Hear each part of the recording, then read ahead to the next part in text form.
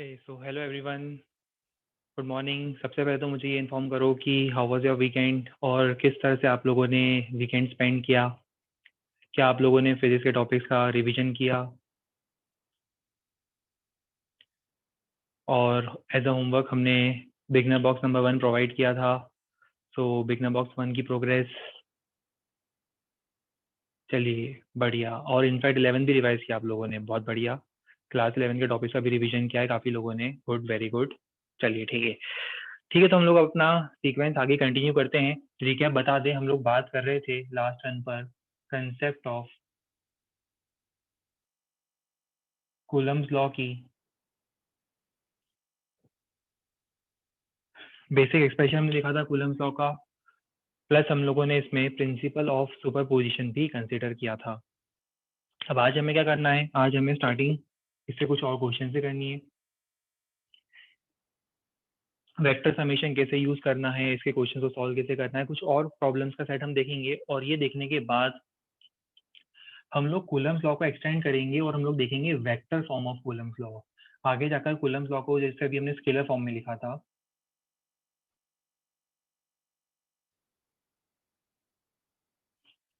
फिर हम इसी का वेक्टर फॉर्मेट कंसिडर करेंगे। और वेक्टर फॉर्म कंसिडर करने के बाद आज हम लोग बात करना चाहते हैं types of equilibrium, stable, unstable and neutral.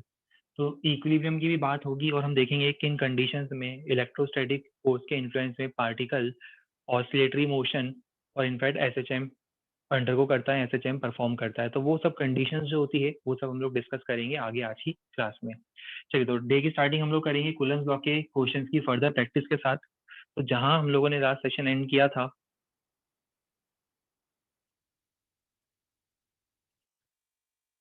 ये क्वेश्चन ऑलरेडी डिस्कस हो चुका था। ये लास्ट क्वेश्चन था जो हमने क्लास में डिस्कस किया था और यहाँ से हमें आगे कंटिन्यू करना है।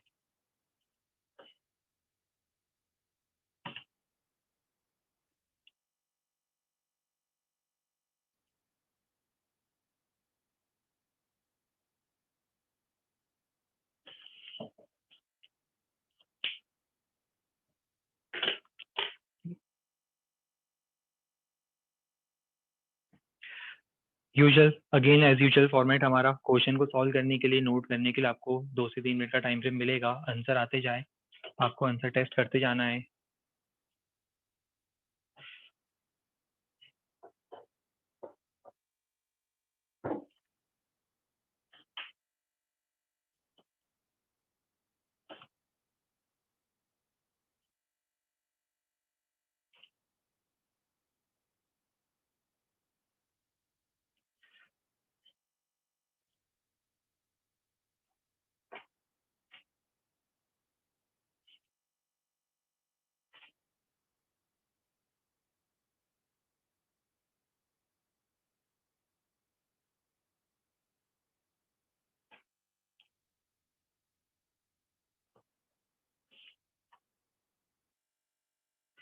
हेक्सागोन के 5 कॉर्नर्स पर हमने 5 इक्वल वैल्यूज के चार्जेस प्लेस करे हैं।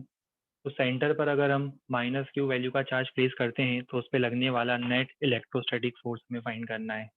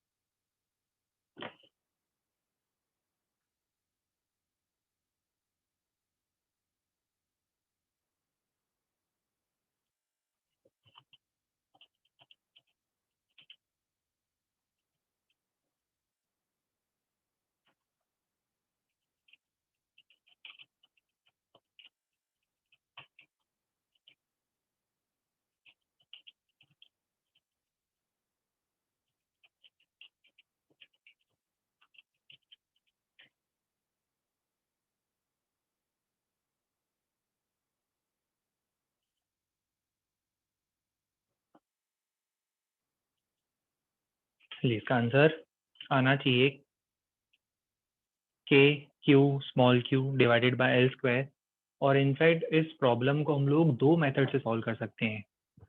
चलो फॉलो करो। इस पर्टिकुलर प्रॉब्लम को हम लोग 2 इंडिपेंडेंट मेथड से कैसे सॉल्व कर सकते हैं। मेथड नंबर 1,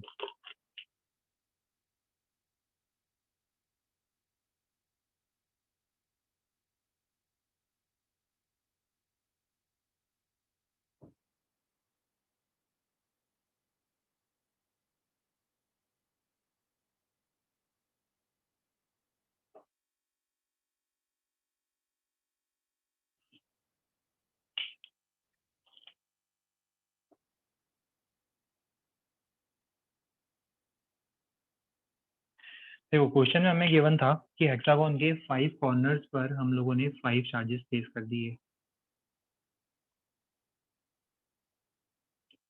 हर एक की वैल्यू है +q।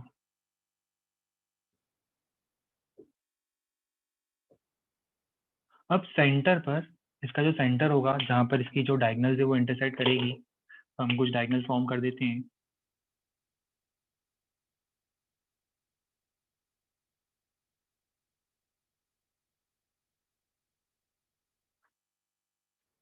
यहाँ इसके सेंटर पर क्वेश्चन में गिवन है कि हम लोगों ने क्या करा है, सेंटर पर हम लोगों ने एक -q चार्ज प्लेस करा है। मेथड नंबर 1, इस पे हमें नेट फोर्स फाइंड करना है। आंसर तो डायरेक्ट दिख रहा है।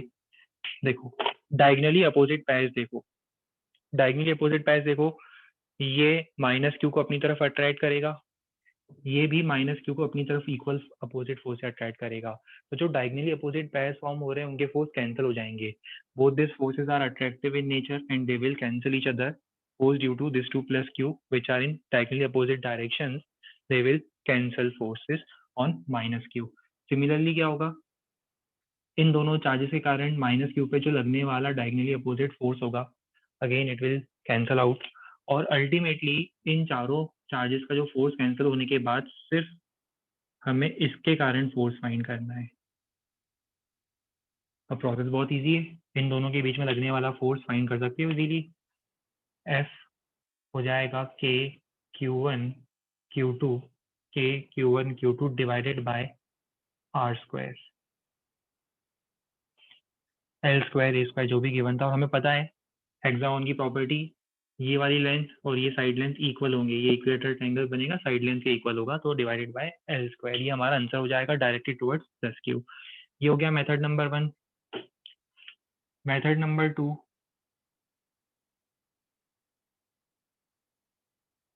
मेथड नंबर 2 में हम इस फैक्ट का यूज करेंगे। सपोज मैं यहाँ पर भी एक चार्ज रख देता, सपोज हम यहाँ पर इस कॉर्नर पर भी एक चार्ज रख देते, तो इन सबको नंबर दे देते हैं 1 2 3 4 5 और 6। अब मुझे बताओ अगर यहाँ पर भी एक चार्ज प्लेस होता तो नेट फोर्स कितना होता। सपोज हमने यहाँ पे चार्ज प्लेस कर दिया, what is the value of net force on -q, obviously 0 है ना। Due to nature of symmetry of this problem we can say that net force acting on -q in this case will be 0, क्योंकि complete symmetry, perfect symmetry हमें दिखती है। तो क्या हम ऐसा बोल सकते हैं मेथड नंबर 2 में F net in this particular diagram is 0, but F net क्या होगा,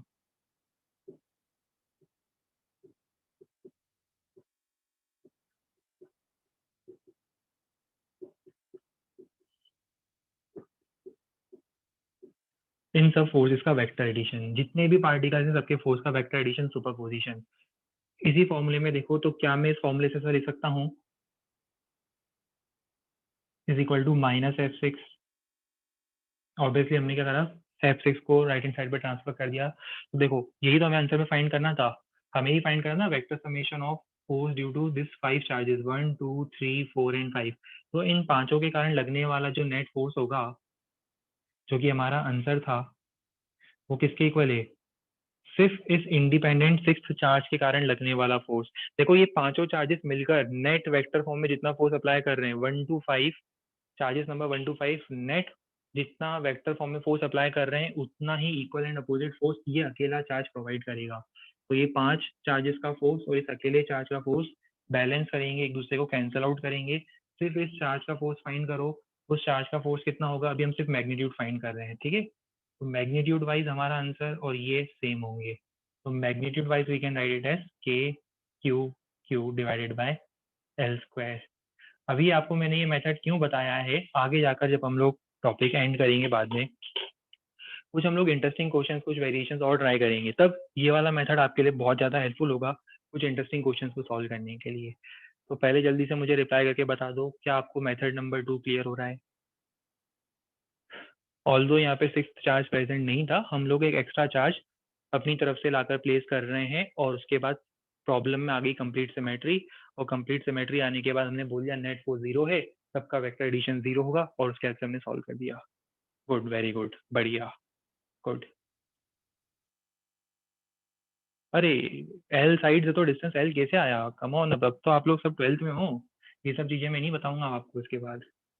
ये एल था, हेक्सागोन 360 डिग्री एंगल होता है टोटल, 60 डिग्री हो जाएगा ये दोनों इक्वल होते हैं। अब यार देखो, मैथ्स जो है ना, ऑल्दो वो मेरा फेवरेट सब्जेक्ट है वो भी, बट अब नहीं करेंगे हम लोग मैथ्स डिस्कस, है ना, और ये सब तो बेसिक मैथ्स है, हर एक को आना चाहिए, बिना ऐसे काम कैसे चलेगा? ठीक है, अगली बात नहीं बताऊंगा।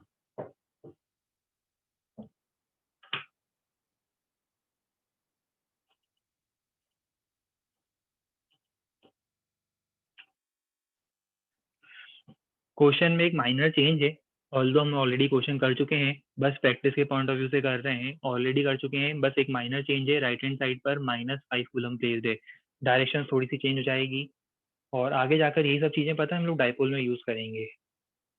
डाइपोल आगे जाकर हम पढ़ेंगे, definition of dipole, two equal and opposite charges when they are separated by some distance they form a system of electric dipole। जैसे यहाँ पर देखो नीचे ये +5 और -5, ये दोनों मिलकर ये एक इलेक्ट्रिक डाइपोल बनाते हैं, ये यहाँ पर एक इलेक्ट्रिक डाइपोल फॉर्म होता है।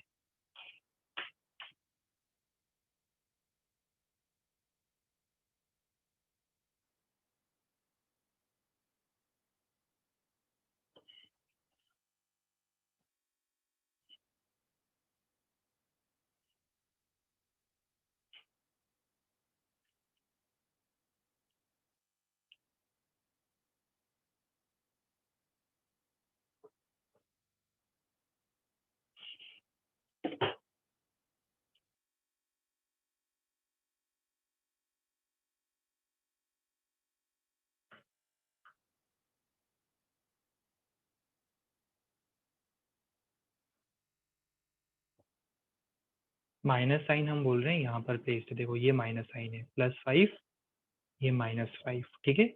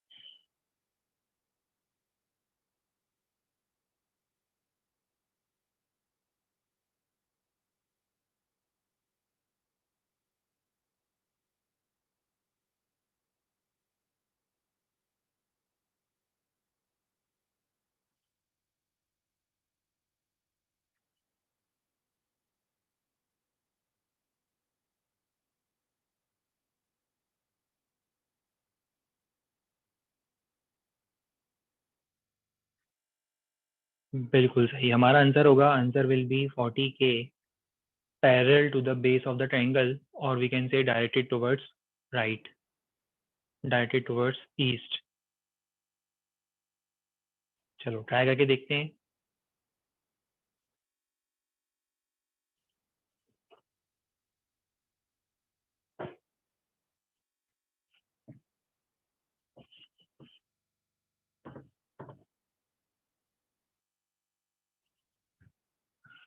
लास्ट रन पर सिमिलर पैटर्न का एक प्रॉब्लम ऑलरेडी डिस्कस हो चुका था, बस एक माइनर सा डिफरेंस है डायरेक्शन का।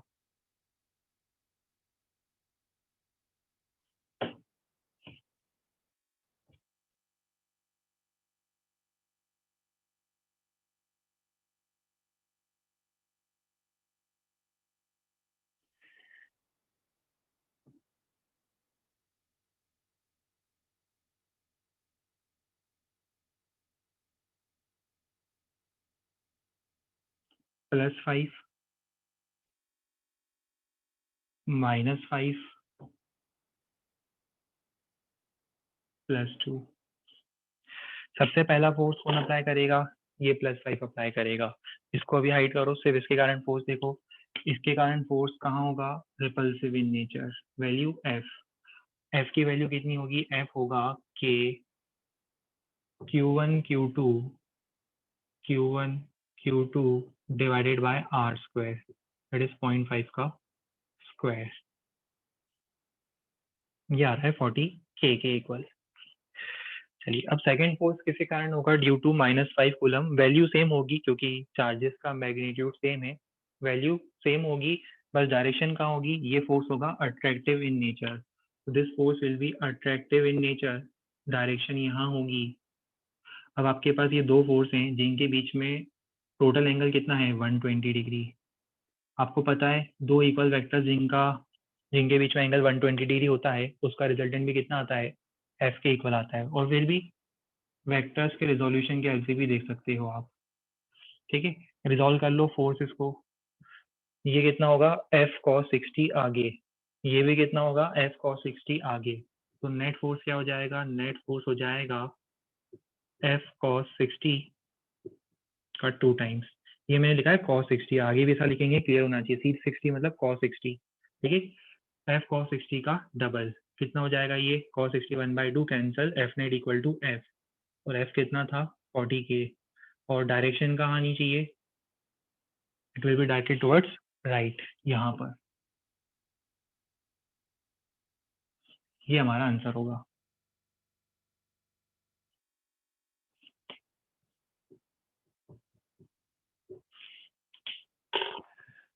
आगे देखना, ये सब चीजें आप रिलेट कर पाओगे। क्यों बता रहे हैं हम इतने इजी क्वेश्चन को? क्योंकि आगे जाके सारी चीजें रिलेटेबल लगेगी आपको जब मैं इसको डाइपोल का नाम दूंगा। जब हम इसको आगे जाकर बोलेंगे कि ये है कंसेप्ट ऑफ इलेक्ट्रिक डाइपोल, और इलेक्ट्रिक डाइपोल के लिए ये होती है इक्वेटोरियल पोजीशन। इसको हम बोलते हैं इक्वेटोरियल पोजीशन। अभी से याद रखना शुरू कर दो।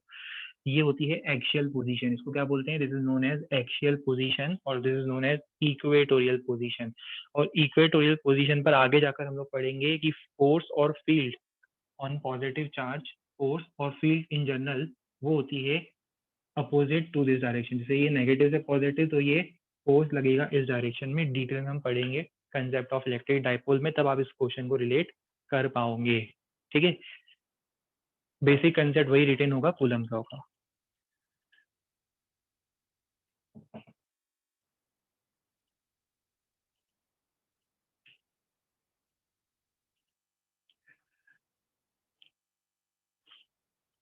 चलो, अब ये क्वेश्चन मैं सॉल्व करूंगा, आपको सिर्फ देखना है, नोट नहीं करना है। ये क्वेश्चन सिर्फ मैं सॉल्व करूंगा। ऑलरेडी हम लास्ट सन पर डिस्कस कर चुके थे इस टाइप का क्वेश्चन।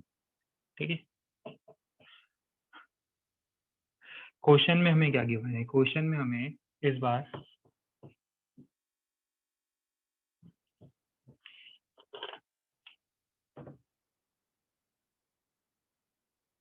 तीन चार्जेस गिवन है, सेम वैल्यूज, और हमें फाइंड करना है net force on particular charge. मान लो इस चार्ज पे फोर्स फाइंड करना है। कैसे फाइंड करेंगे? ये इसके ऊपर लगाएगा रिपल्सिव फोर्स F। वैल्यू क्या होगी? रिपल्सिव फोर्स की वैल्यू हो जाएगी K Q1 Q2, मतलब K Q स्क्वायर हो जाएगा इस केस में, divided by A square. Equilateral triangle है, साइड लेंथ हमें A गिवन है। सेम इसके ऊपर रिपल्सिव फोर्स ये लगाएगा,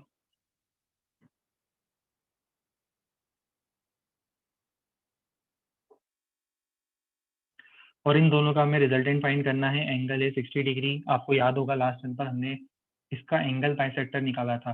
तो F cos 30 plus F cos 30, क्योंकि ये एंगल 30 डिग्री होगा। तो F cos 30 डिग्री कर चुके हैं, क्वेश्चन ऑलरेडी हम डिस्कस।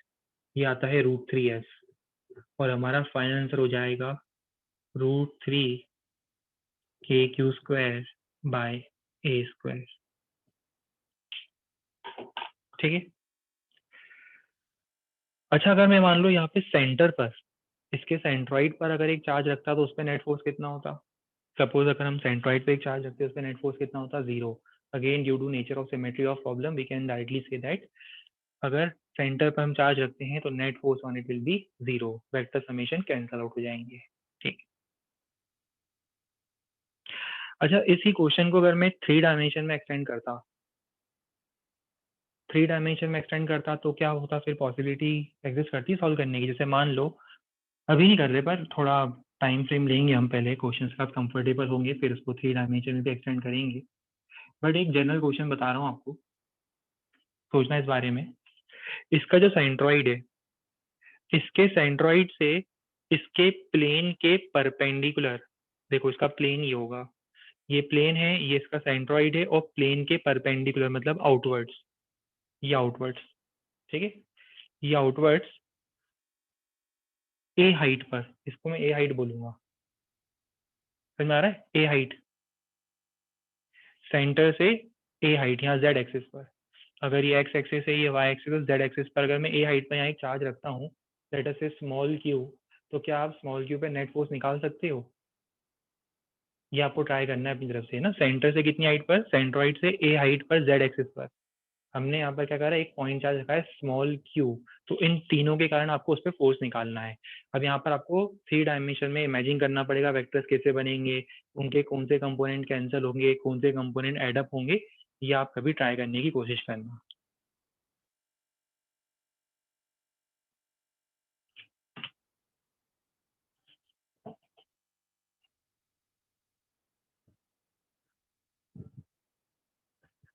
अभी ये क्वेश्चन ट्राई करो।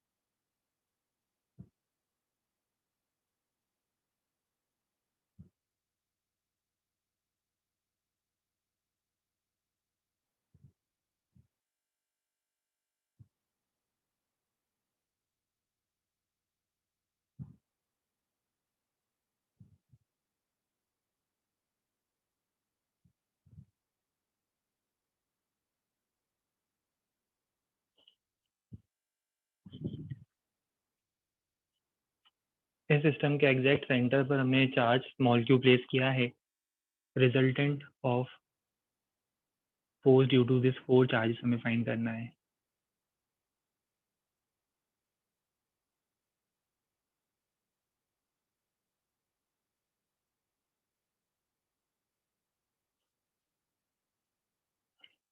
वेट कर रहा हूँ मैं आप लोगों के एंड से सही आंसर आने का, फिर इसके बाद हम लोग स्टार्ट करेंगे सॉल्व करना।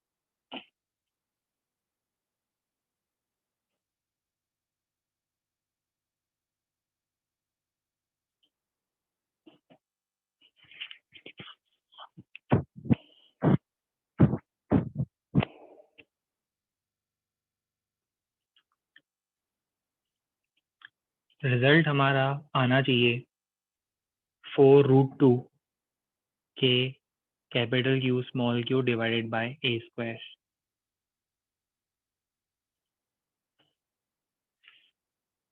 और आई एम एज्यूमिंग कि इस टाइप के जो क्वेश्चंस हैं सेम फॉर्मेट, बिल्कुल सेम फॉर्मेट, बिल्कुल सिमिलर क्वेश्चंस आप लोगों ने स्टार्टिंग के ग्रेविटेशन में डेफिनेटली सॉल्व किए होंगे। ग्रेविटेशन में भी बिल्कुल सिमिलर फॉर्मेट एग्जिस्ट करता है और वही फॉर्मेट अभी हम लोग कूलम्ब लॉ में यूज कर रहे हैं।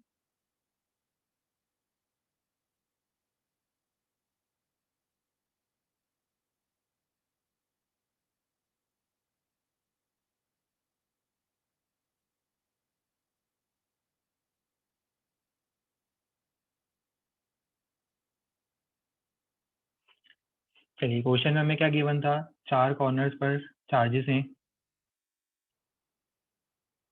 1, 2, 3, 4 और एग्जैक्टली इसके सेंटर पर डायगोनल्स के इंटरसेक्शन पॉइंट पर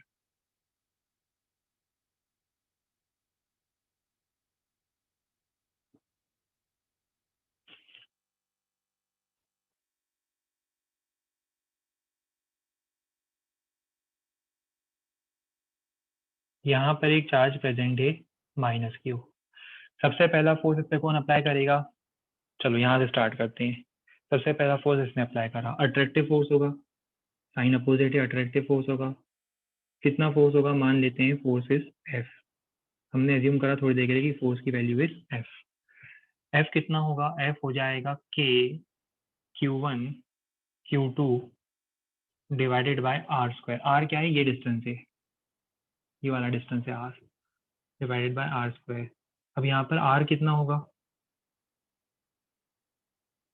डायगोनल की लेंथ का हाफ। डायगोनल की लेंथ होगी a√2 और r हो जाएगा उसका exact half, that is a/√2। ठीक है, चलो अब सिमिलरली इसके ऊपर ये भी फोर्स लगाएगा, चार्ज डबल है फोर्स भी डबल होगा, चार्ज डबल है फोर्स भी डबल होगा, फोर्स हो जाएगा 2F। चार्ज 3 टाइम्स, फोर्स भी 3 टाइम्स, 3F। चार्ज हो गया 4 टाइम्स, चेंज कर लो फोर्स को भी, फोर्स हो जाएगा 4F। अब हमें इन सबका रिजल्टेंट निकालना है, बहुत इजी है। पहले हम किन दोनों का रिजल्टेंट निकालेंगे, इन दोनों का, 3F और F, इनका रिजल्टेंट कितना होगा, 3F और F का रिजल्टेंट हो जाएगा 2F।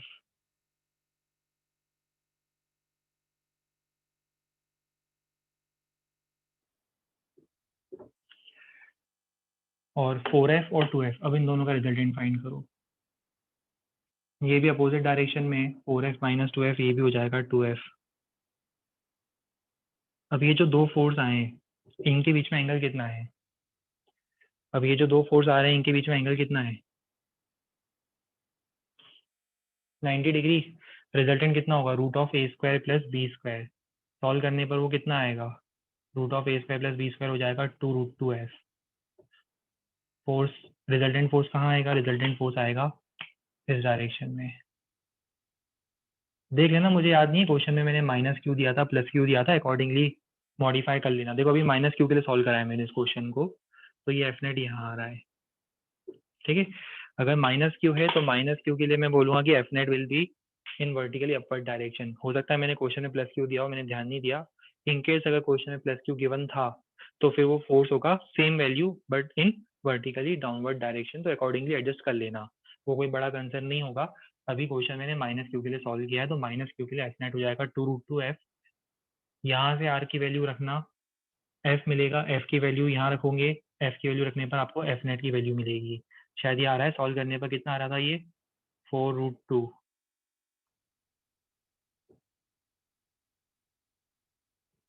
शायद ये वैल्यू आंसर में आनी चाहिए।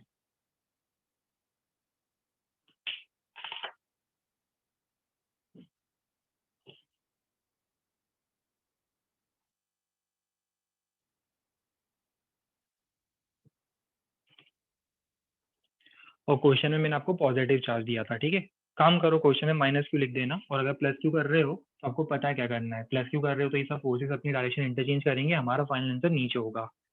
तो आपके अकॉर्डिंग थोड़ा सा माइनर मॉडिफिकेशन पॉसिबली कर सकते हो आप लोग। सॉल्व मैंने माइनस क्यू लेकर कर दिया है, क्वेश्चन में प्लस क्यू गिवन था। मैग्नीट्यूड पे कोई चेंज नहीं आएगा, सिर्फ डायरेक्शन चेंज हो जाएगी।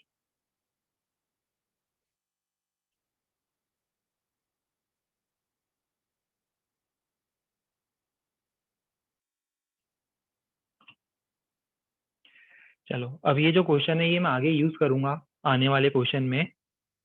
आंसर आपके सामने आपको दिख रहा होगा, एग्जैक्ट 2 मिनट का टाइम है आपके पास, आपको ये रिजल्ट ऑब्टेन करना है।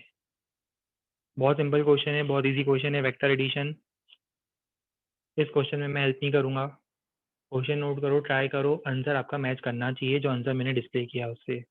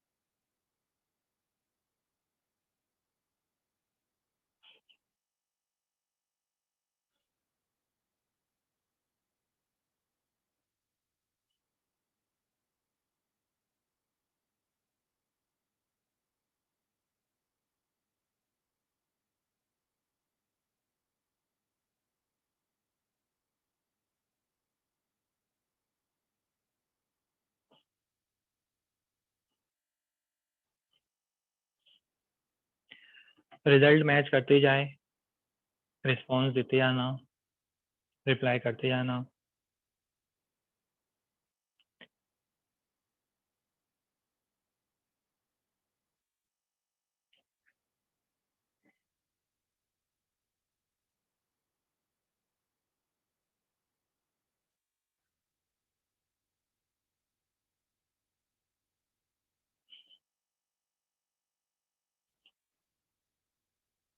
चलो, मेथड सबको पता था हम क्या करने वाले थे।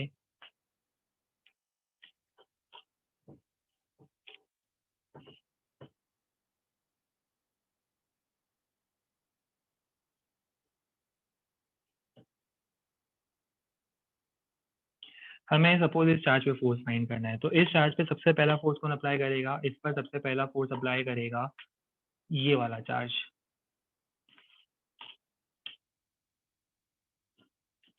ये वाला चार्ज कितना फोर्स अप्लाई करेगा? इस डायरेक्शन में अप्लाई करेगा कितना? के Q1 Q2, जो कि Q स्क्वायर हो जाएगा डिवाइडेड बाय ए स्क्वायर। फिर इस चार्ज पर ये भी फोर्स अप्लाई करेगा, कहाँ करेगा? रिपल्सिव, अगेन रिपल्सिव फोर्स कितना? के Q square by A square. अब एक फोर्स रह गया, अभी हमें कौन सा फोर्स कंसीडर करना है? एक लास्ट फोर्स है इस वाले चार्ज का फोर्स।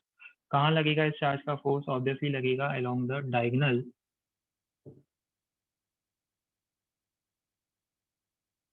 और रिपल्सिव इन नेचर इस डायरेक्शन में। कितना लगेगा? के Q1 Q2 divided by R square. बस यहाँ पे डायगोनल की लेंथ क्या होगी? a√2।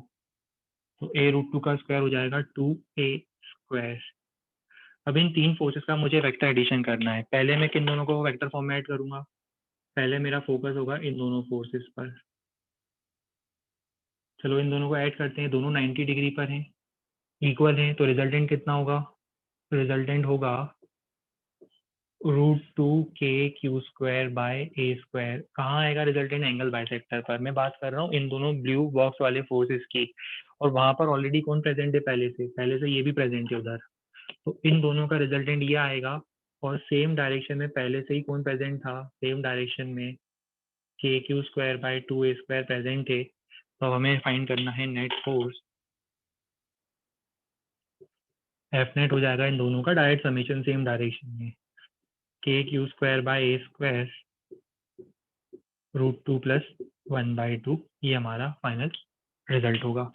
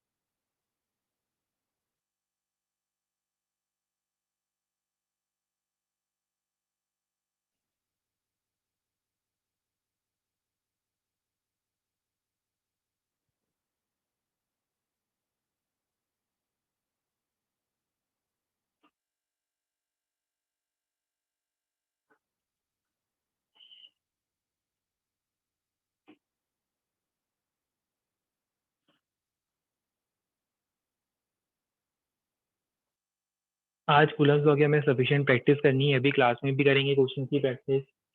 बिगनर बॉक्स 1 आप कंप्लीट करोगे, उसमें प्रैक्टिस हो जाएगी। उसके अलावा एक प्रैक्टिस शीट रेस हम प्रोवाइड करेंगे आज, आपके ग्रुप में पोस्ट कर देंगे बेस्ड ऑन कूलम्स लॉ। तो पहले आप करोगे बिगनर बॉक्स नंबर 1 कंप्लीट, और बिगनर बॉक्स नंबर 1 कंप्लीट होने के बाद आपको वो रेस भी कंप्लीट करनी है। वो आपका आज का होमवर्क होगा, हम आगे प्रोवाइड कर देंगे। मॉड्यूल ऑलरेडी आपके ग्रुप में पोस्ट हो चुका था, और काफ़ी लोगों ने जिनको हार्ड कॉपी कलेक्ट करनी थी उन्होंने हार्ड कॉपी भी कलेक्ट कर ली होगी।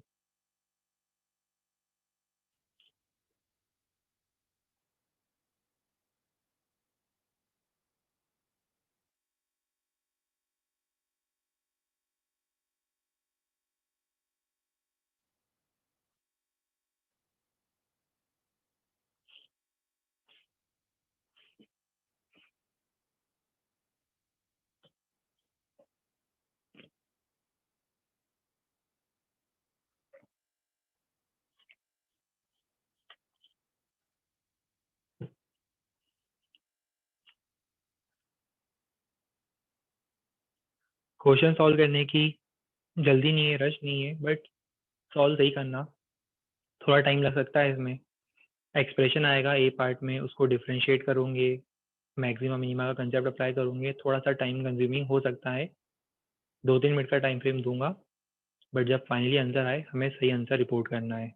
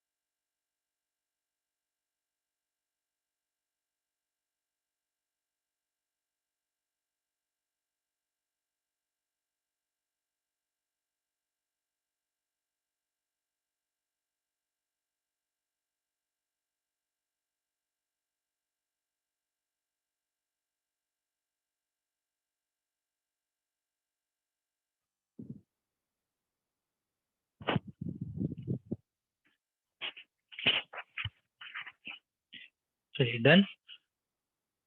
बी पार्ट का आंसर पहले मैं डिस्प्ले कर देता हूँ। बी पार्ट का आंसर आना चाहिए d/2√2।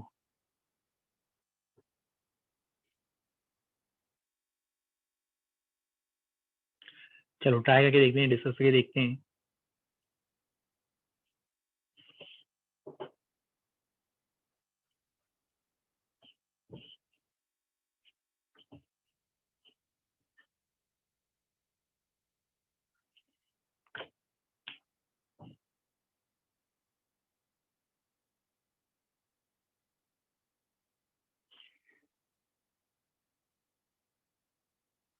अभी यहाँ पे दो चार्जेस प्लेस हैं,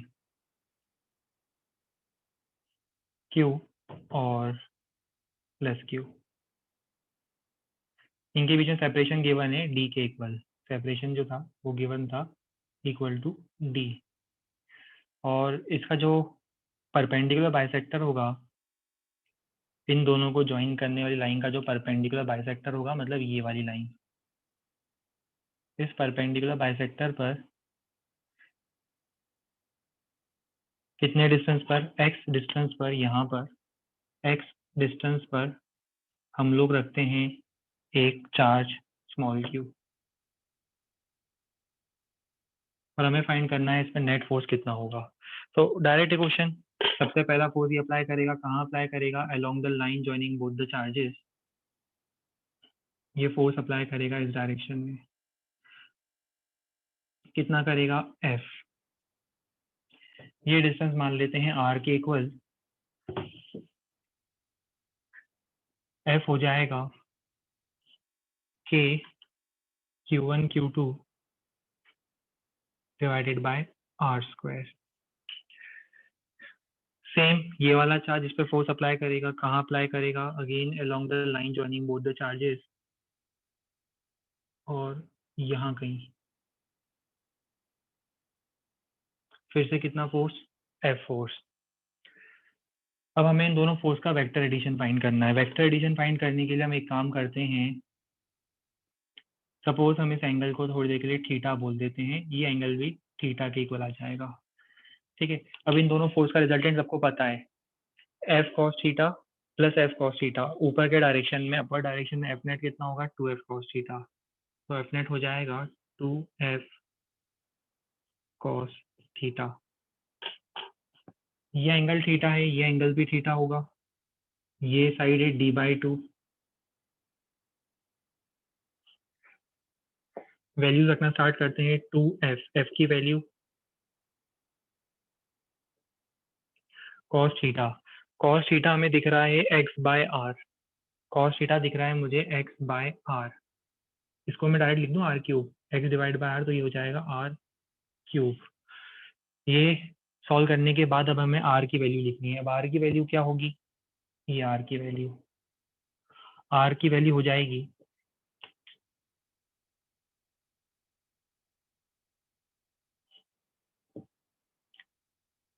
d/2 का स्क्वायर प्लस x² का रूट, पाइथागोरस। तो जब हम इसको यहाँ प्लेस करेंगे तो F नेट मिलेगा हमें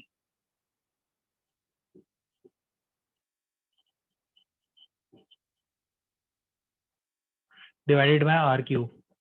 स्क्वायर रूट का क्यूब निकाल रहे हैं हम, तो ये हो जाएगा d²/4 प्लस x² की पावर 3/2। बेसिक पावर के जो केसेस होते हैं आपको सबको पता है, ये रूट था और ये थर्ड पावर थी, तो 3/2 हो जाएगा। ये हमारे फर्स्ट पार्ट का आंसर है।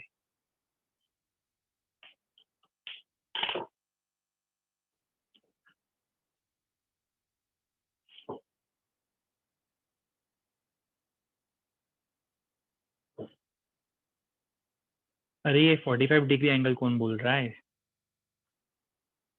देखो हर एंगल 45 डिग्री नहीं होता है। ठीक है, किसी भी एंगल को देखते ही 45 डिग्री मत बोल दिया करो। जिस तरह से हर सब्जेक्ट फिजिक्स नहीं होता है, जिस तरह से हर हीरोइन श्रद्धा कपूर नहीं होती है, उसी तरह से हर एंगल 45 डिग्री नहीं होता है। वो एंगल डिपेंड करता है कि वो कंडीशंस क्या दी हुई है क्वेश्चन में। ठीक है, ऐसा नहीं कि एंगल देखा और 45 डिग्री बोल दिया।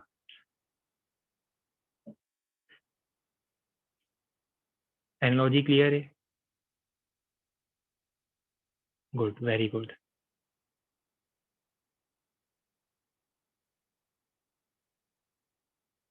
अच्छा, वैसे आजकल आप लोगों के अकॉर्डिंग सबसे ज़्यादा कॉस थीटा की वैल्यू बता देंगे, कॉस थीटा की वैल्यू बता देंगे।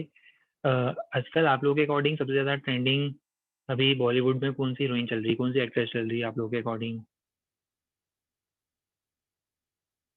हमें भी पता चले, हम तो टीवी देखते नहीं है, मूवीज देखते नहीं है।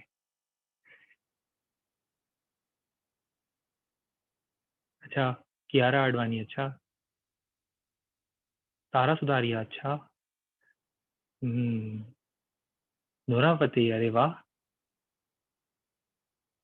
इसका मतलब एक चीज तो हमें क्लियर होती है, इससे हमें बस हम यही पूछना चाह रहे थे, बस यही कंफर्म करना चाह रहे थे क्लैरिटी के लिए। एक चीज हमें क्लियर होती है कि पढ़ाई लिखाई को छोड़कर, फुल एंड व्लॉग की प्रैक्टिस को छोड़कर बाकी सारी चीजें चल रही है आप लोगों की लाइफ में, है ना? मतलब कंप्लीटली अप टू डेट रहते हो बॉलीवुड की इन्फॉर्मेशन को लेकर। Good, very good. चलिए, अभी किसी ने पूछा cos theta x by r कैसे आया। वैसे मुझे बताना तो नहीं चाहिए, पर मैं फिर भी बता रहा हूँ cos theta x by r कैसे आया। कॉस थीटा हो जाएगा एक्स बाय आर।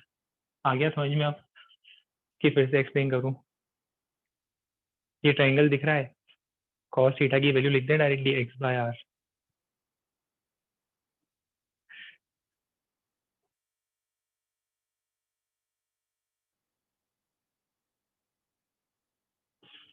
चलो बढ़िया, गुड। सेकेंड पार्ट पे आते हैं। सेकेंड पार्ट वैसे तो आप लोगों को कर लेना चाहिए था सॉल्व, बट मैं कर देता हूँ। देखो बी पार्ट। अब हमें क्या करना है, हमें एक्स की वो वैल्यू फाइंड करनी है जहाँ पर ये फोर्स मैक्सिमम होगा। ठीक है, चलो क्या करेंगे, फोर्स को मैक्सिमाइज या मिनिमाइज कराने के लिए d f by d x निकाल के जीरो करेंगे। इसको डिफ्रेंशिएट करना है, देखो कैसे करेंगे। ये टर्म तो कांस्टेंट, इसका कोई यूज नहीं है, इसका कोई यूज नहीं है। अल्टीमेटली मुझे डिफ्रेंशिएट करना है अगर किसी को, तो वो मुझे इस एक्सप्रेशन को करना है। किसको? ये न्यूमरेटर हो गया और ये डिनोमिनेटर हो गया। यू बाय वी रूल याद है? क्या करते हैं, डिनोमिनेटर का स्क्वायर, याद है ना u by v rule? Denominator का स्क्वायर, इसका स्क्वायर, फिर denominator as it is, denominator as it is, differential of numerator. X का डिफरेंशियल क्या होगा? 1 minus numerator as it is, numerator कितना है? एक्स। अब किसको डिफरेंशिएट करना है? अब करना है डिनोमिनेटर को डिफरेंशिएट। तो 3/2 पावर कहाँ आती है? मल्टीप्लीकेशन में। फिर ये चलने दो एज इट इज, फिर पावर में से हम 1 सब्ट्रैक्ट करेंगे तो 3/2 माइनस 1 कितना हो जाएगा? 1/2। और साथ में क्या होगा? चेन रूल, अंदर वाले टर्म को भी डिफरेंशिएट करेंगे। इसका डिफरेंशियल क्या होगा? 0, इसका, और इसका डिफरेंशियल 2x, तो 2x और आएगा मल्टीप्लीकेशन में। ये कंप्लीट हो गया इसका डिफरेंशियल।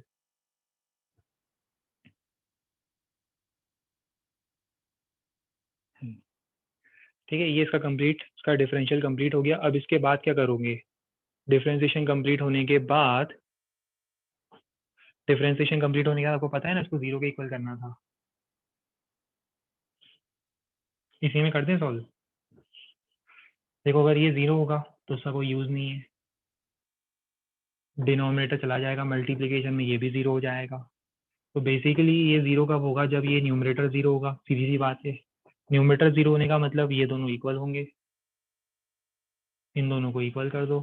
ये पावर है 1/2, ये पावर है 3/2, पावर कैंसिल हो जाएगी।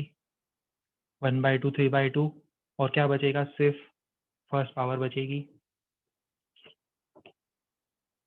ये 2x था ना, 2 से 2 कैंसिल, हो जाएगा 3x²। ठीक है, यहाँ से क्या आपको आंसर दिख रहा है?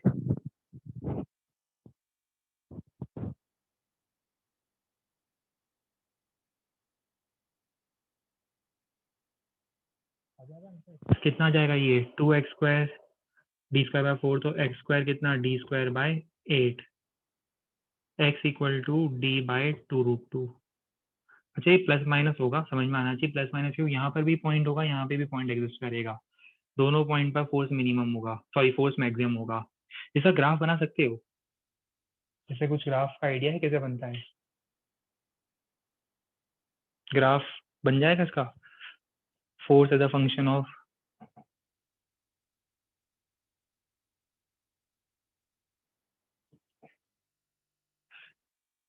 सा ग्राफ हम बनाते हैं। चलो अब सी पार्ट, क्वेश्चन का सी पार्ट, अगर कभी मान लो एग्जाम में सा ग्राफ आ जाए तो हमें ग्राफ कैसे ड्रॉ करना चाहिए। Graph between force acting on this charge as a function of distance x from this point.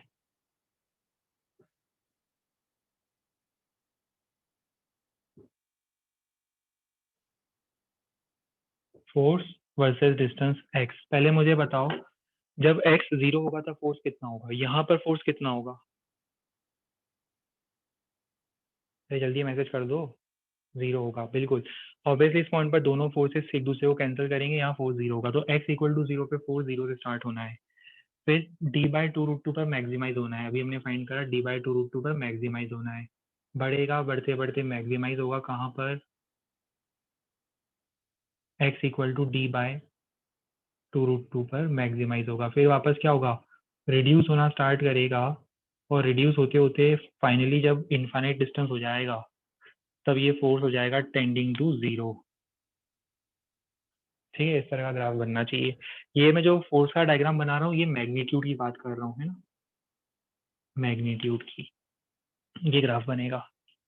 Force की मैक्सिमम वैल्यू भी निकाल सकते हो, वो मैं निकालूंगा नहीं, आप लोग निकाल सकते हो एफ मैक्स। जो ये एक्स आया था उसको सब्सटीट्यूट करना, आपको फोर्स की मैक्सिमम वैल्यू मिल जाएगी। और ये ग्राफ सेम सिमेट्रिक यहाँ बनेगा, यहाँ पर भी ग्राफ कैसा बनेगा, अगेन ये ग्राफ कुछ इस टाइप का आपका बनना चाहिए।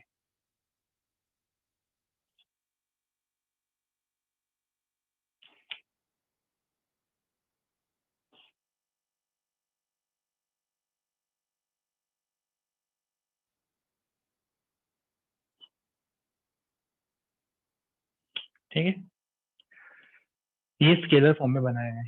मुझे बताओ अगर इसी को मैं वेक्टर फॉर्म में बनाना चाहता तो क्या करता मैं मॉडिफिकेशन, जल्दी मैसेज करते जाओ। अगर इसी ग्राफ को मुझे वेक्टर फॉर्म में बनाना होता तो मैं क्या मॉडिफिकेशन करता।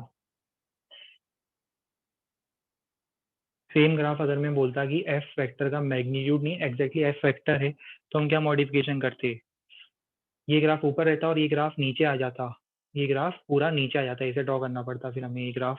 ये क्लियर हो रहा है ना, क्योंकि देखो ऊपर पॉइंट पे फोर्स ऊपर लगेगा और जब चार्ज को मैं नीचे ले जाऊंगा तो फोर्स नीचे लगेगा। वेक्टर फॉर्म में ऊपर वाला फोर्स पॉजिटिव लेंगे तो नीचे वाला फोर्स नेगेटिव होगा, तो वेक्टर फॉर्म में ग्राफ ऐसा बनेगा, यहाँ से भी नीचे आके फिर इस टाइप से जाएगा। ये अभी मैंने स्केलर फॉर्म में ड्रॉ किया है, एग्जाम में ध्यान दे लेना कि आपको मार्किंग किस टाइप से दी हुई है। मार्किंग आपको वेक्टर फॉर्म में दी हुई है तो वो आंसर सेलेक्ट करोगे, अगर स्केलर फॉर्म में दिए तो ये आंसर सेलेक्ट करोगे। चलो एक छोटा सा डिस्कशन और, क्या आप मुझे बता सकते हो कि ये जो पॉइंट है, ये 3 पॉइंट है, चलो इन 3 पॉइंट में से इनको नाम दे देते हैं, ए, बी और सी। मुझे बताओ इन तीनों में से इक्विलिब्रियम पॉइंट कौन सा है।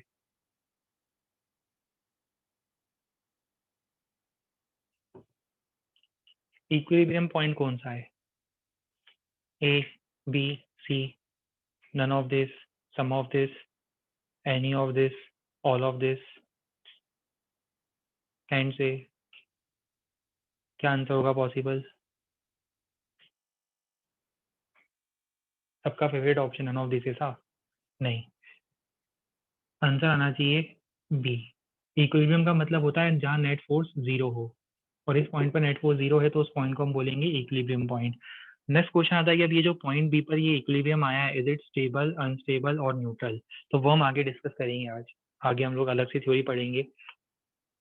वैसे ये अभी समझ में आ रहा है ये अनस्टेबल इक्विलिब्रियम होगा, पॉजिटिव चार्ज के लिए अनस्टेबल इक्विलिब्रियम होगा, नेगेटिव चार्ज के लिए स्टेबल होगा, क्यों, क्या, कैसे, क्या थ्योरी होती है इक्विलिब्रियम की, ये हम आगे और डिटेल में पढ़ेंगे। अभी अभी हाल फिलहाल बस इतना सफिशिएंट होना चाहिए पता हमें कि पॉइंट बी पर equilibrium point is since force is zero which means point B represents equilibrium of particle।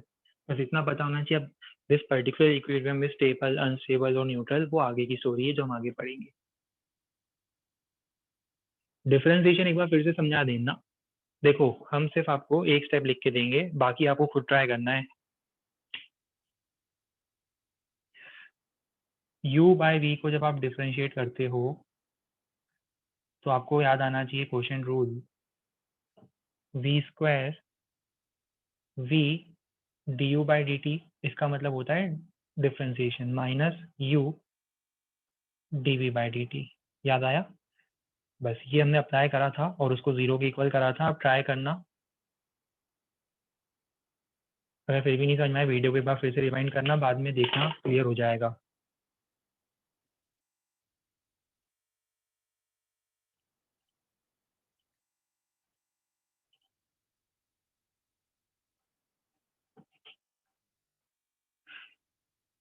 एक चार्ज फिक्स्ड है, एक ब्लॉक है मास m चार्ज q का जो d डिस्टेंस पर प्लेस्ड है, और ब्लॉक और ग्राउंड के बीच में फ्रिक्शन कोएफिशिएंट है म्यू के इक्वल।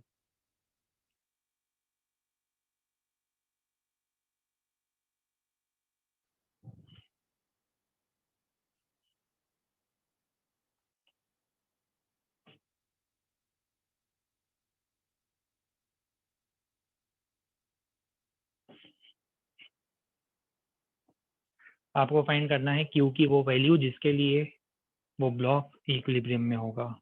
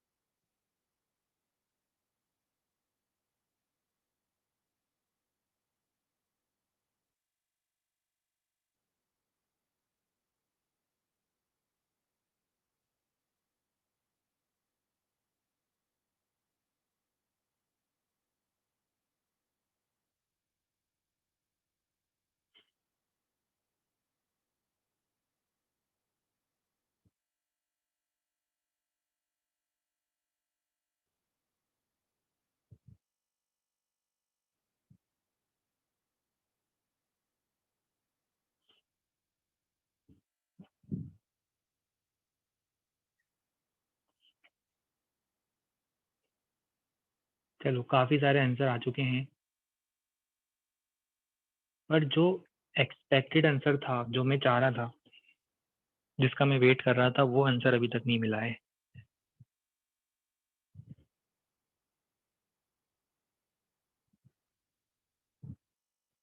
चलो ठीक है, डिस्कस करते हैं, सॉल्व करके देखते हैं।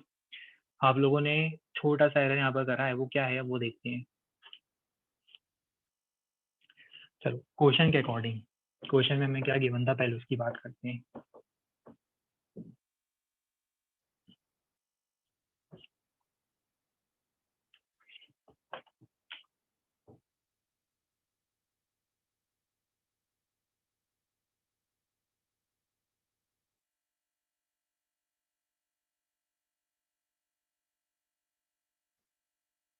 यहाँ एक चार्ज फिक्स्ड है और यहाँ पर एक ब्लॉक है,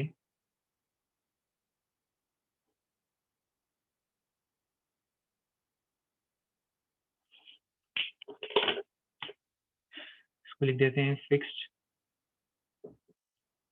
कैपिटल क्यू, मास m, small Q, distance given था d के equal.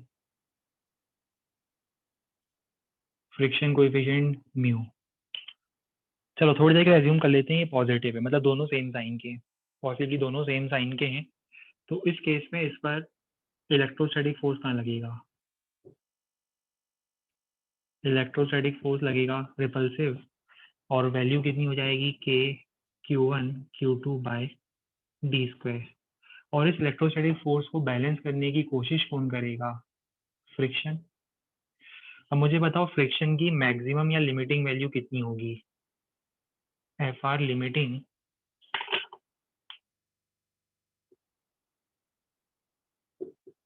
Mu into N, N मतलब नॉर्मल रिएक्शन, और सबको पता है नॉर्मल रिएक्शन होगा mg।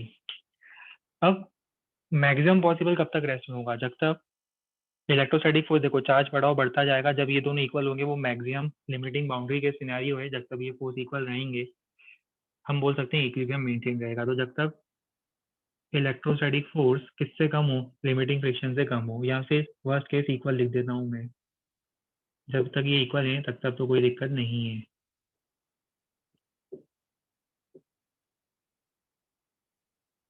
ठीक है, यहाँ से मुझे क्या फाइंड करना था? क्यू फाइंड करना था। क्यू आ जाएगा mu m g d square upon k Q. अब ये सब लोगों ने आंसर दिया जरूर था, पर हमारा फाइनल आंसर ये नहीं होगा, हमारा फाइनल आंसर होगा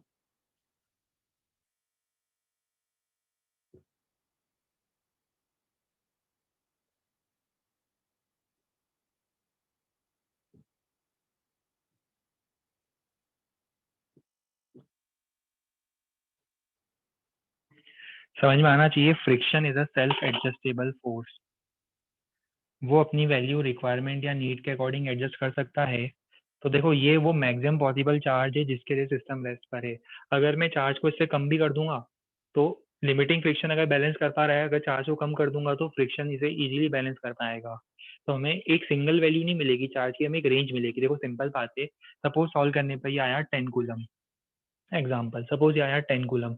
इसका मतलब क्या है? 10 कूलम वो मैक्सिमम चार्ज है, अगर इससे ज्यादा चार्ज बढ़ा दूंगा तो फिर तो ये इधर ही चला जाएगा, फिर फ्रिक्शन इसे रोक नहीं पाएगा। तो 10 कूलम तो मैक्सिमम चार्ज है, बट इसके अलावा अगर मैं 9 कूलम भी रख दूं, 8 कूलम भी रख दूं, 7 कूलम भी रख दूं, तो भी सिस्टम इक्विलिब्रियम में होगा, क्योंकि उस केस में फ्रिक्शन लिमिटिंग से कम लगेगा। और हमसे पूछा था what is the possible value of charge Q, find the value of charge Q for which system remains in equilibrium. ठीक है, जीरो पर भी इक्विलिब्रियम में होगा। अब अगर मान लो मैं चार्ज को नेगेटिव करना स्टार्ट कर दूं, अपोजिट पोलैरिटी करना स्टार्ट कर दूं, तो फोर्स क्या हो जाएगा? अट्रैक्टिव। फोर्स अट्रैक्टिव होगा तो फ्रिक्शन तो अपनी डायरेक्शन भी चेंज कर सकता है, तो उस केस में फ्रिक्शन अपनी डायरेक्शन चेंज कर देगा। और मिनिमम पॉसिबल मैं -10 कूलम रख सकता हूँ, 10 कूलम का नेगेटिव चार्ज। उससे भी कम कर दूंगा तो अब क्या होगा? अट्रैक्टिव फोर्स ज्यादा हो जाएगा, फ्रिक्शन उसे रोक नहीं पाएगा। तो यहाँ हमें एक रेंज मिलेगी।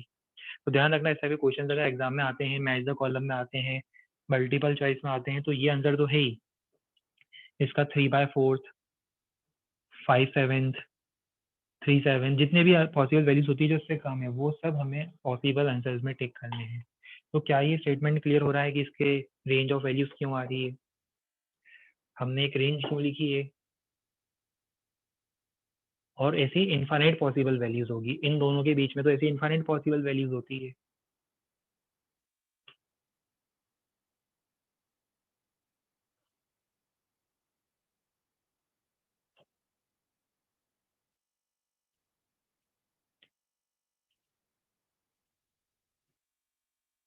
तो हमारा आंसर आना चाहिए था इस फॉर्म में।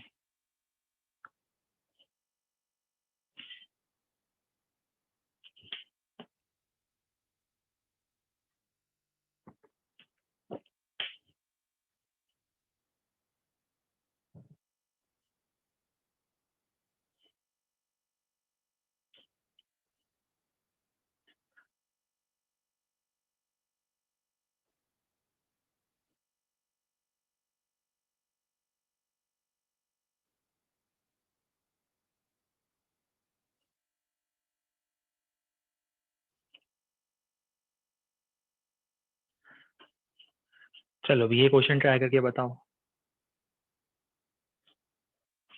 देखो हम फिर रिपीट कर रहे हैं, जल्दी नहीं है, क्वेश्चंस अभी बहुत इजी हैं, बहुत डायरेक्ट हैं, पर अब इन क्वेश्चंस में एरर नहीं आना चाहिए।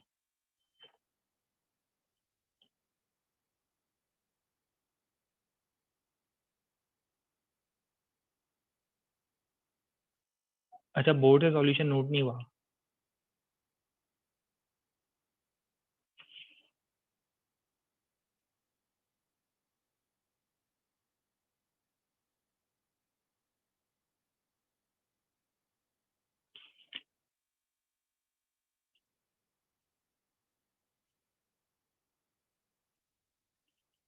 इसका स्क्रीनशॉट ले लो, बाद में से फिर नोट कर लेना आप।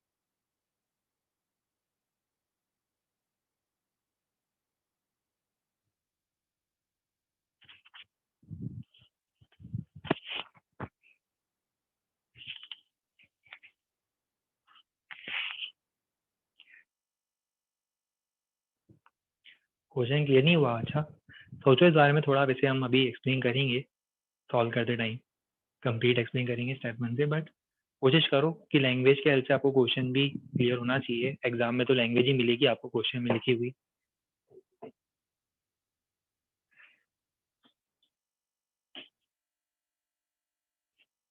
हाँ, लोकेशन तो सेंटर पर है, सबको पता है location is at the centre.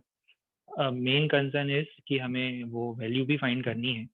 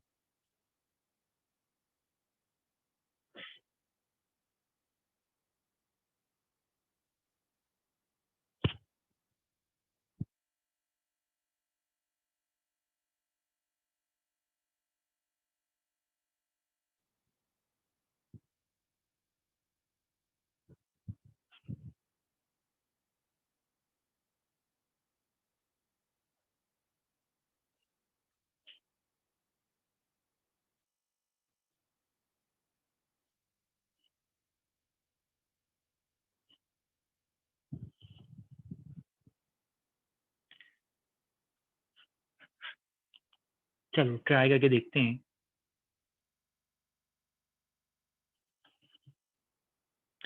और क्वेश्चन का मीनिंग भी बता देंगे अब।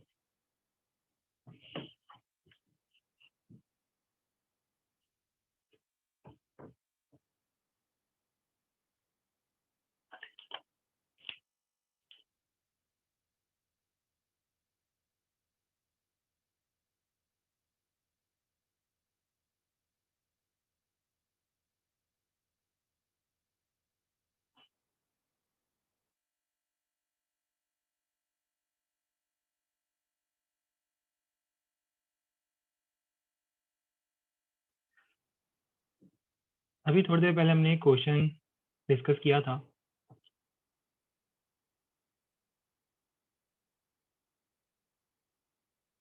चार कॉर्नर्स और मैंने चार चार्जेस रखे थे।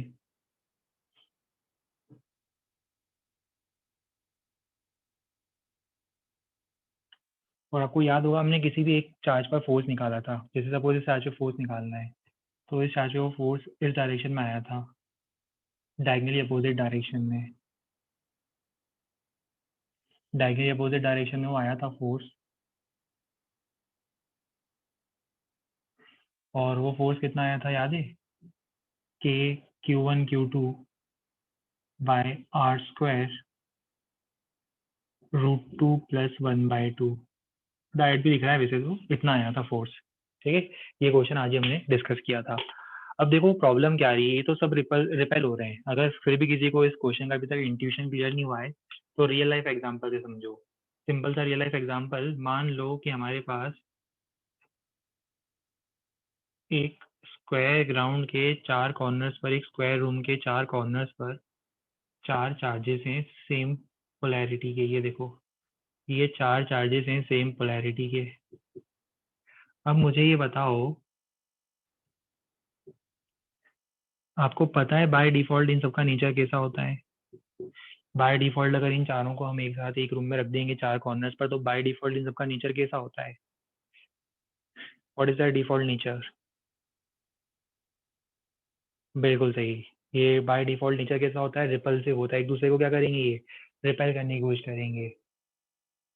हाँ, तो बाय डिफॉल्ट इन सबका नेचर होगा रिपल्सिव। जैसे अगर हम बात करें इसकी, तो ये तीनों मिलकर इसको रिपेल करेंगे। और सेम स्टोरी चलेगी बाकी सभी पार्टिकल्स के लिए भी। सभी पार्टिकल्स पे रिपल्सिव फोर्स लगेगा। ओवरऑल इन सबके बीच में लगेगा एक रिपल्सिव फोर्स। पर सपोज आपको इनको इनके प्लेस पे होल्ड करना है, इनको इक्विलिब्रियम में लाना है, तो क्या करना पड़ेगा बताओ? सेंटर पर हमें एक इनके कॉमन फ्रेंड की जरूरत पड़ेगी। सेंटर पर लैम्बोर्गिनी और केटीएम आईफोन वाले कॉमन फ्रेंड की जरूरत पड़ेगी। अगर वो इन सबका कॉमन फ्रेंड अगर सेंटर पे हम प्लेस कर दें, तो वो फ्रेंड क्या करेगा? वो फ्रेंड इन सबके ऊपर एक अट्रैक्टिव फोर्स लगाएगा। तो वो फ्रेंड इन सबके ऊपर same amount of attractive force लगाएगा। और हम चाहते हैं कि हर एक चार्ज इक्विलिब्रियम में आ जाए। देखो, हम चाहते हैं कि ये चार्ज इक्विलिब्रियम में हो। ये इक्विलिब्रियम में कब होगा? जब ये रिपल्सिव फोर्स और ये अट्रैक्टिव फोर्स अगर एक दूसरे को बैलेंस कर दे, तो हम बोल सकते हैं ये चार्ज इक्विलिब्रियम में आ जाएगा। अगर ये इक्विलिब्रियम में आ जाएगा, सिमिलरली बाकी चारों आ जाएंगे। ये तो पहले से ही इक्विलिब्रियम में है, इसके ऊपर हर तरफ से सिमेट्री के कारण फोर्स बैलेंस होंगे, तो complete system will remain in equilibrium. पूरा सिस्टम इक्विलिब्रियम में आ जाएगा। उसके लिए हमें एक फिफ्थ चार्ज की जरूरत पड़ेगी। कहाँ? सेंटर पे रखना पड़ेगा। तो देखो, इसी डायग्राम में हम एक फिफ्थ चार्ज को रख देते हैं सेंटर पर। और समझ में आ रहा है, उसकी पोलैरिटी अपोजिट होनी चाहिए। अपोजिट पोलैरिटी क्यों? अट्रैक्टिव फोर्स लगाना चाहिए। अब यहाँ से एक अट्रैक्टिव फोर्स और लगेगा, ये वाला। और हम क्या चाहते हैं बताओ? ये दोनों फोर्स इक्वल हो जाए, तो ये चार्ज आ जाएगा इक्विलिब्रियम में। चलो लिखते हैं इक्विलिब्रियम की कंडीशन।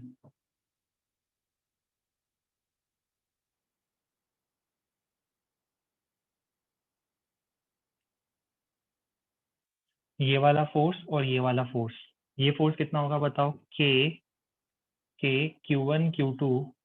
Q1 Q2 साइन नहीं ले रहा हूँ, साइन तो ऑलरेडी हम यूज कर चुके हैं अट्रैक्टिव नेचर साइन करने के लिए। सिर्फ मैं इसका मैग्नीट्यूड लिख रहा हूँ, Q divided by R square. R क्या होगा? इसकी डायगनल का हाफ, ये डिस्टेंस होगा आर। सबको पता है आर कितना होगा?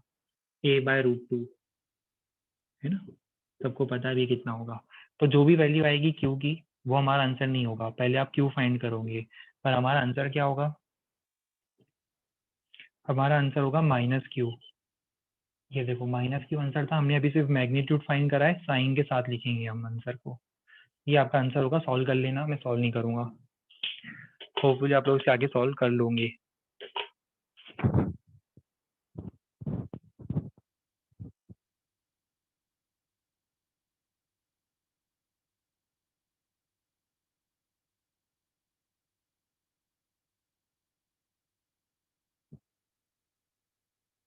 ठीक है, यहाँ पर वापस ब्रेक का टाइम हो गया है, तो 10 मिनट का ब्रेक दे रहे हैं। अभी टाइम हो रहा है 12:25, तो 12:35 पे हम लोग फिर से रिज्यूम करेंगे 10 मिनट के ब्रेक के बाद।